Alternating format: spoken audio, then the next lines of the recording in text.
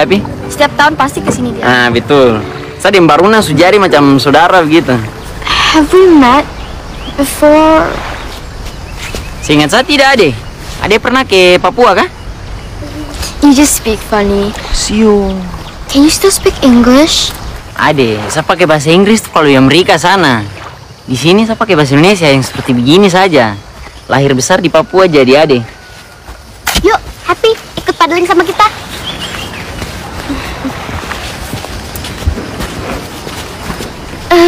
No, thank you.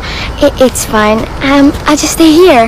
Aduh, Ade, kenapa pakai bahasa Inggris terus? Ini kan Indonesia tuh. Tapi bisa bahasa Inggris itu penting. Tapi kalau sesama kita juga pakai bahasa Inggris, kita bisa lupa bahasa sendiri. Iya ya, kamu benar sekali. Aku ikutin kalian dari pinggir sini aja ya. Assalamualaikum warahmatullahi wabarakatuh. Salam sejahtera untuk semua, sahabat kata per kata. Cuplikan sebuah film yang telah kita saksikan, menggambarkan suatu identitas jati diri bangsa dan negara Indonesia. Yang menekankan penggunaan bahasa Indonesia jika berada di negara Indonesia. Bahasa Indonesia, sejak usia dini, para putra-putri Indonesia sudah diajarkan untuk mencintai bahasa kenegaraannya, dalam bentuk bahasa percakapan sehari-hari. Karena bahasa Indonesia adalah bahasa yang wajib digunakan bagi seluruh masyarakat Indonesia, sebagai bahasa pemersatu bangsa. Jadi, tidaklah heran, jika banyak warga asing ingin mempelajari bahasa Indonesia. Karena status bahasa Indonesia adalah bahasa yang wajib digunakan bila berada di negara Indonesia. Lalu bagaimana dengan bahasa Malaides, yang mereka anggap sebagai bahasa Melayu? Yang katanya, akan mereka jadikan sebagai bahasa kedua ASEAN. Dan bagaimana mungkin, bahasa Malaides bisa menjadi bahasa kedua ASEAN, sedangkan masyarakat Malaides itu sendiri, tidaklah menggunakan bahasanya dengan baik dan benar ketika bertutur kata. Bahasa Malaides dalam penggunaannya selalu dikesampingkan oleh masyarakat Malaides itu sendiri, yang seolah-olah dipandang rendah oleh masyarakat Malaides itu sendiri. Sehingga masyarakat Malaides lebih merasa bangga jika mereka mampu menggunakan bahasa Inggris. Bahkan bahasa Malaides, yang mereka anggap sebagai bahasa Melayu itu, selalu mereka campur adukan dengan bahasa Inggris, ketika mereka berbicara. Mau itu sesama etnis Melayu, maupun dengan warga asing yang datang berkunjung ke negara Malaides. Karena semua itu mereka lakukan bertujuan untuk memberikan suatu kesan bahwa, jikalau mereka itu adalah orang-orang yang terpelajar. Keindahan bahasa Melayu telah musnah akibat pengaruh-pengaruh luar, baik dari segi pertuturan, ayat, istilah maupun bahasa itu sendiri. Kerosakan penggunaan bahasa Melayu yang paling teruk jelas ditunjukkan oleh golongan remaja dengan digunakannya bahasa rojak. Keadaan ini akan membawa kesan yang serius terhadap kedaulatan bahasa Melayu jika tidak ditangani dengan segera. Sudah pasti keindahan bahasa Melayu akan musnah. Penggunaan bahasa rojak di Malaysia merupakan satu topik kontroversi oleh sebab para pengkaji bahasa menganggapnya sebagai penggunaan bahasa yang tidak betul dan mungkin menimbulkan krisis dalam pembelajaran bahasa. Mereka bimbang bahawa siswa-siswi akan kekurangan kemahiran menulis dan bertutur sekiranya amalan ini terus berlaku. Ironinya, sebahagian pengguna bahasa rojak malah berasa bangga dengan bahasa rojak ini, supaya kelihatan terpelajar. Padahal faktanya kebanyakan penutur bahasa rojak ini biasanya mengalami kesukaran untuk berkomunikasi dalam persekitaran berbahasa yang sebenar. Masalah pengguna bahasa rojak berkaitan dengan masalah kejiwaan. Antaranya termasuklah kurang rasa hormat dan bangga akan bahasa sendiri kerana salah sangka tentang nilai bahasa. Ini bagi saya menunjukkan kelemahannya. Nak menggunakan bahasa Inggeris dengan baik, tidak ada upaya.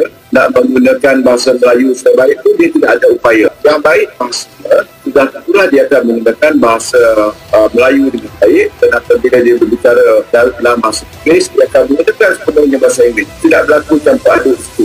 Dia menguasai dua bahasa ini. Katanya kalau seorang itu tidak menguasai bahasa, dia akan mencampur adukkan. Okey, maksudnya tak dua-dua tu lemah, jadi dia campur adukkan. Kan kita kan kalau cakap bahasa Inggeris kan, kita tak yakin, kita akan campur aduk dengan bahasa Melayu. Semangat cintakan bahasa Melayu patut diterapkan kepada generasi muda kerana mereka bakal meneruskan agenda negara dan memelihara warisan bangsa. Ini boleh dilakukan dengan bertutur dalam bahasa Melayu tulen dalam satu ayat tanpa campuran bahasa lain. Bahasa Inggeris dan juga bahasa kebangsaan kita memang penting. Seelok-eloknya kita sekiranya menggunakan bahasa kebangsaan, gunakanlah sepenuhnya. Kalau menggunakan bahasa Inggeris, gunakanlah sepenuhnya. Semua pihak sebenarnya mampu melakukan sesuatu atau merancang pelbagai program bagi memartabatkan bahasa Melayu, terutama dalam kalangan pemimpin dalam sesebuah jabatan atau syarikat. Pihak sekolah juga boleh melaksanakan pelbagai program berkaitan bahasa Melayu. Jika bukan kita, siapalah lagi yang boleh mengangkat bahasa kebangsaan agar tidak hilang di telan zaman?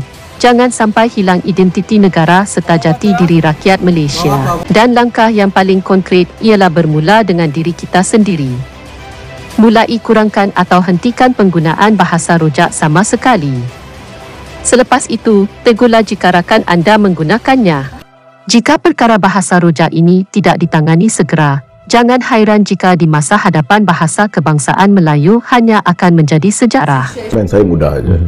Selagi bahasa Melayu tidak diberikan nilai ekonominya, selagi bahasa Melayu tidak diangkat darjatnya betul-betul sebagai bahasa kebangsaan, selagi itulah kita akan ada masalah.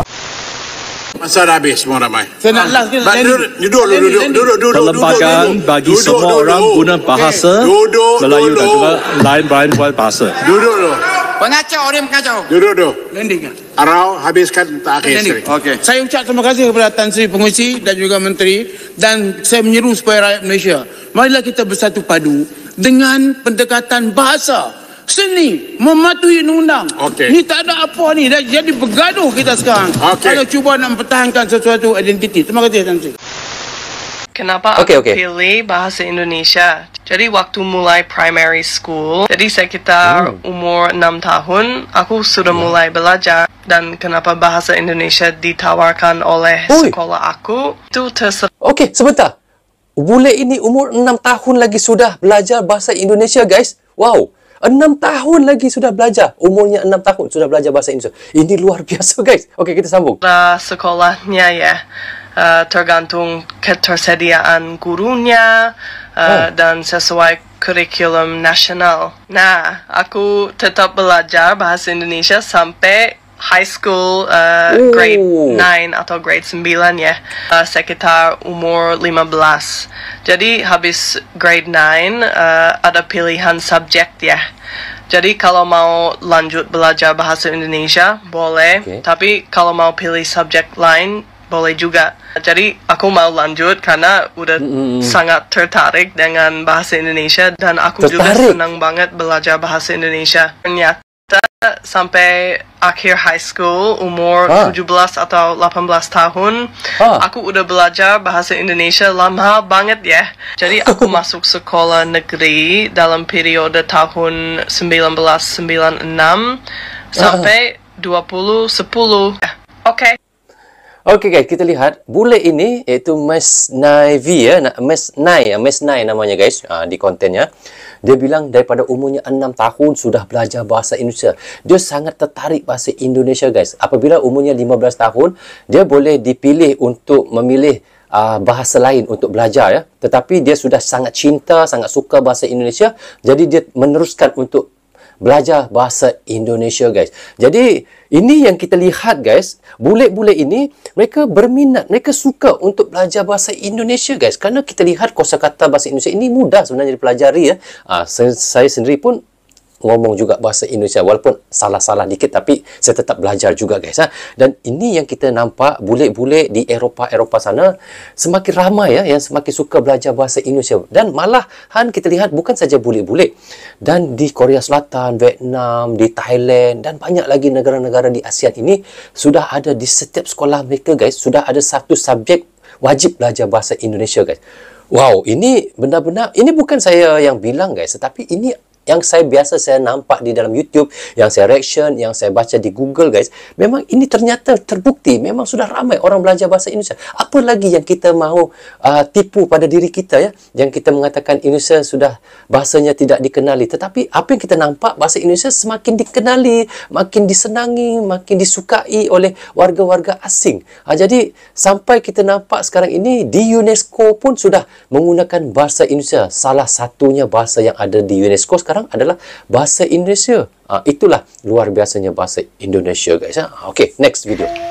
Kakak kok bisa selancar pakai bahasa Indo? Bule-bule lain nggak bisa selancar kakak. Iya. Oke guys, jadi sebenarnya aku sudah belajar bahasa Indonesia selama 16 tahun. Lama banget kan? 16 tahun. Aku mulai belajar bahasa waktu SD. Karena seperti kalian di sekolah ada pelajaran bahasa Inggris, di sekolah aku ada pelajaran bahasa Indonesia. Sebenarnya pelajaran ini wajib sampai kelas 9. Tetapi karena aku sangat menikmatinya, aku lanjut itu sampai kelas 12. Nah, pada kelas 12, aku dapat nilai tertinggi dalam bahasa Indonesia di sekolah aku. Jadi karena itu, aku memutuskan untuk melanjutkan itu sebagai major aku di kuliah. Tetapi yang membuat aku lumayan lancar adalah berbicara dengan orang Indonesia. Jadi aku sering berkomunikasi, membuat teman, dan ngobrol dalam bahasa Indonesia supaya bisa berlatih lebih banyak. Juga aku hampir setahun tinggal di sini, kuliah di sini, dan magang di sini. Jadi bisa berlatih bahasa Indonesia banyak sekali.